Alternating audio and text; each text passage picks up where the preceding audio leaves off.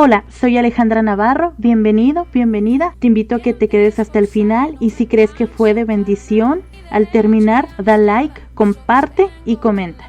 Empecemos. Hola, muy buen día. Cual sea la hora en la que te encuentres escuchándome, de todo corazón deseo que tengas un bendecido y muy productivo día. Y mira, para los que no me conocen, me presento rápidamente. Mi nombre es Alejandra Navarro. Soy tanatóloga, teóloga. También actualmente me encuentro culminando una maestría en psicología y consejería cristiana. Y bien, mira, en esta ocasión te traigo un tema muy interesante, el cual espero que sea de gran bendición y edificación para tu vida.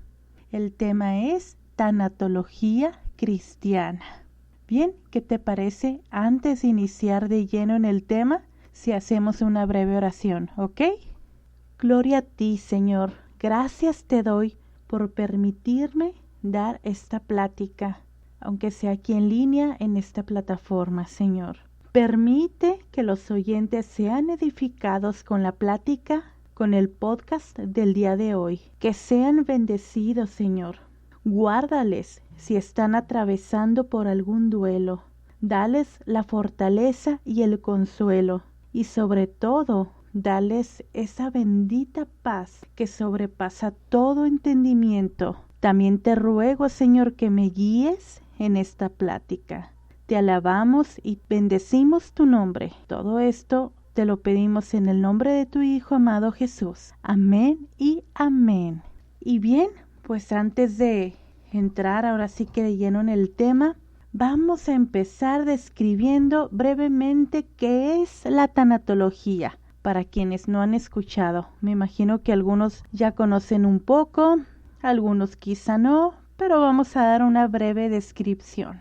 Y mira, pues la palabra tanatología, viene del griego thanatos, que significa muerte, y logos, que es estudio y o tratado. Y es una disciplina científica encargada de encontrar el sentido al proceso de la muerte y el significado. Básicamente y en pocas palabras es eso, ¿ok? Pero vamos más allá como cristianos. Vamos a ver el término, el concepto, mejor dicho, de la tanatología bíblica. Y mira, pues no es más que entender la voluntad soberana de Dios sobre el fin de una vida, sobre el final de nuestras vidas. Y así rápidamente te comparto que un tanatólogo profesional da acompañamiento terapéutico para atravesar el proceso del duelo. Es decir, podemos vivir un duelo por fallecimiento de un ser querido, podemos vivir duelo por un divorcio, duelo por una pérdida incluso de un empleo, duelo por la pérdida de la salud misma. En pocas palabras, por una pérdida significativa, ¿sí? Ante eso, duelamos los seres humanos. Y lo recomendable como tanatóloga cristiana que soy, pues te recomiendo que si necesitas ayuda, acompañamiento, acudas a un tanatólogo cristiano, ¿sí? Con valores cristianos. Si tú eres cristiano, por supuesto, ¿verdad? Si profesas esa fe, ese credo. Y bueno, ¿por qué? Porque hay que llevar todos los conocimientos profesionales a la luz de la palabra. Y esto en cualquier profesión, ¿verdad? En cualquier profesión. Hago un pequeño paréntesis. Y bien, mira, pues entendiendo que la tanatología es asimilar la voluntad soberana de Dios sobre el fin de nuestras vidas, tenemos que comprender también que todo le pertenece a Él, incluyendo, repito, nuestra vida y la vida también de nuestros seres amados, de nuestros seres queridos. Mira, dice en Romanos 11:36, porque de Él y por Él y para Él son todas las cosas. A Él sea la gloria por los siglos. Amén. Gloria a ti, Señor. Y de ser así, entonces Dios decide cuándo quita la vida, dónde la quita y cómo la quita. Repito, cómo, cuándo y dónde. ¿Por qué? Porque Él es dueño amo y Señor de nuestra vida y de todas las cosas. Y mira, como cristianos pensamos que Dios a veces está obligado a darnos una muerte tranquila, pero déjame decirte que no siempre tiene que ser así. Inclusive, mira, vemos el ejemplo de los apóstoles. Básicamente, casi todos murieron como mártires. El apóstol Juan fue el único que murió, pues ya de viejito, por decirlo de alguna manera, ¿verdad? Ya de mayor y de muerte natural. Entonces, nuestra muerte o la de nuestros seres queridos no será en nuestros términos. Amado, amada hermana, lamento decirlo así, no será, repito, en nuestros términos, como nosotros queremos que sea y cuando queremos que sea. En resumidas cuentas, va a ser en la manera y en el tiempo que Dios decide nuestra partida, decida llevarnos de aquí. Entonces, ¿la muerte es el final? Te lo preguntarás quizá. ¿La muerte aquí en esta tierra es el final? Mira, dice en el libro de Eclesiastés 3:11, todo lo hizo hermoso en su tiempo y ha puesto eternidad en el corazón de ellos, sin que alcance el hombre a entender la obra que ha hecho Dios desde el principio hasta el fin. ¿Qué quiere decir esto? Que no tenemos la capacidad de entender lo que Dios hace. ¿Por qué? Porque tenemos una mente finita y Él tiene una mente infinita. Y con esto no te quiero decir que no tenemos que entender a Dios. Por supuesto, Él quiere que le entendamos, pero solo lo que Él nos ha revelado a través de su palabra. Y mira, pues para los que estamos en el Señor, si llegamos a partir, vamos a un descanso y debemos de confiar en su soberanía, ¿sí? Porque para los que estamos en Dios, la vida, esta vida, es una prueba, solamente es una prueba. Básicamente somos peregrinos aquí.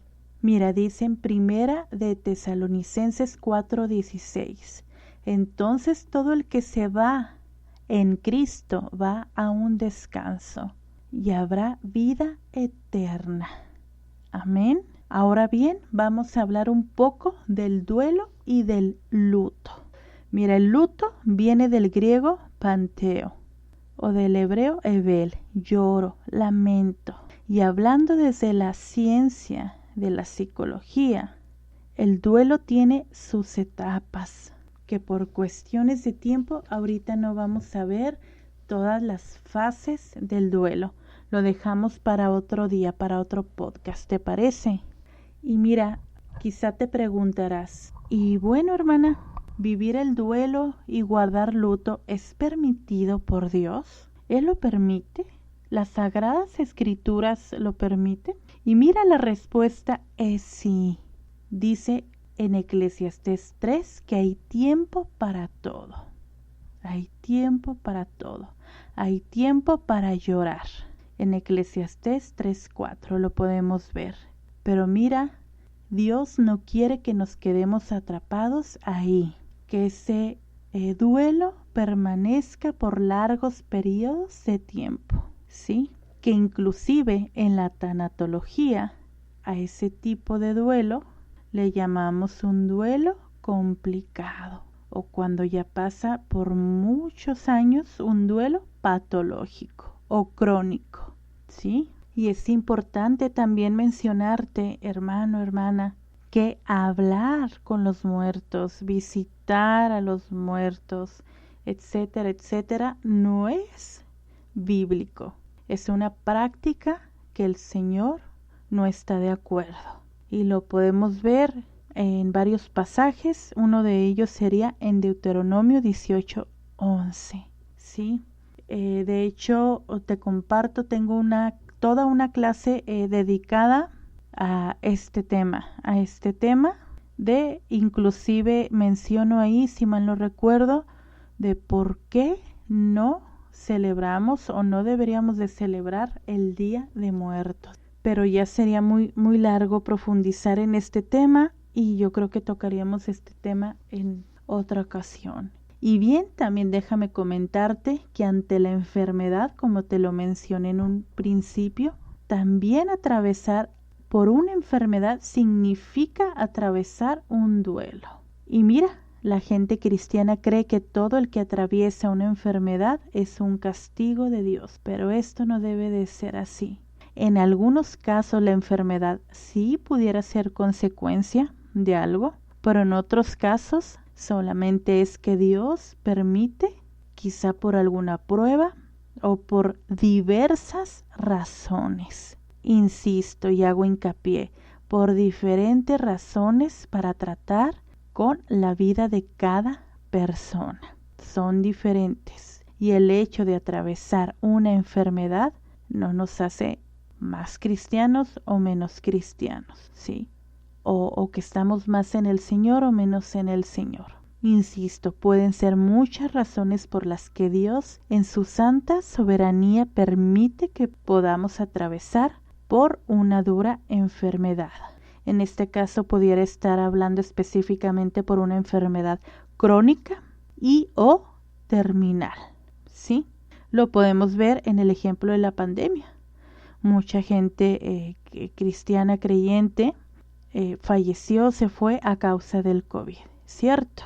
Fue el medio que el Señor usó para que ellos partieran, ¿ok? Y aquí rápidamente te puedo citar el ejemplo cuando el apóstol Pablo le rogó al Señor para que le quitara el aguijón en su carne. Y dicen las Escrituras que 3 veces rogó al Señor. Y el Señor le dijo, bástate mi gracia porque mi poder se perfecciona en la debilidad. Lo podemos ver ahí en 2 de Corintios. Y cabe comentar, por cierto, que él rogó a Dios, no decretó, no declaró. Y no llegó tampoco el hermanito ungido y dijo, yo decreto, yo declaro a Pablo sano. No pasó eso, ¿cierto? Entonces aquí hago un paréntesis para decirte que hay que orar conforme a la santa voluntad de Dios, como se nos fue enseñado en Mateo 6:9 al 13. Básicamente dice, hágase tu voluntad. Y pues finalmente vivir con la esperanza que la muerte es un dormir. A los que murieron, por supuesto, en Cristo. Lo podemos ver en 1 de Tesalonicenses 4:13 al 14. Te lo leo. Tampoco queremos, hermanos, que ignoréis acerca de los que duermen, para que no entristezcáis como los otros que no tienen esperanza. Porque si creemos que Jesús murió y resucitó, así también traerá Dios con Jesús a los que duermen en él. Amén. Así que nuestra mirada esté puesta en el Señor, hermano, hermana, para que no nos pase como dice en Mateo 7:22 al 23, que muchos me dirán en aquel día, Señor, Señor, ¿no profetizamos en tu nombre y en tu nombre echamos fuera demonios y en tu nombre hicimos muchos milagros? Y entonces declararé, nunca os conocí, apartaos de mí, hacedores de maldad.